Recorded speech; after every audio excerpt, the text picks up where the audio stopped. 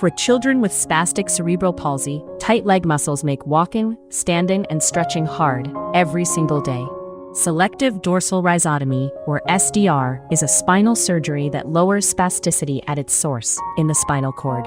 In spastic cerebral palsy, a feedback loop between muscles and the spinal cord amplifies signals and keeps muscles constantly tight. Surgeons cut only the sensory rootlets sending abnormal signals. Motor nerves that control movement are carefully preserved.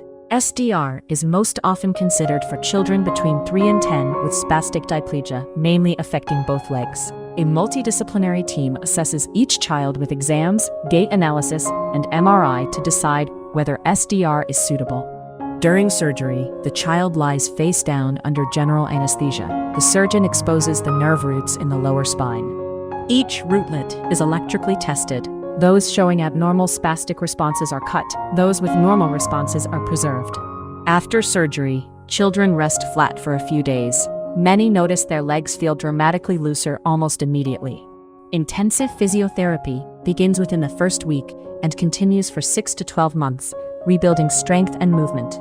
Risks include spinal fluid leak, temporary sensory changes, and revealed weakness. SDR is also permanent and cannot be reversed.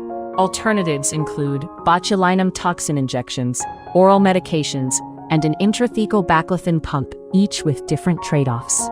Studies show most children keep a substantial reduction in spasticity for many years, often into adulthood, with continued therapy. Did you know? You can get this treatment abroad at the same quality you'd get in the US or Europe for a fraction of the cost. Ginger Healthcare is one of the world's most trusted medical travel companies. It helps patients to find safe and affordable care in India, Thailand, Turkey, Singapore, Dubai, Malaysia, and more. Visit ginger.healthcare or check the description for details.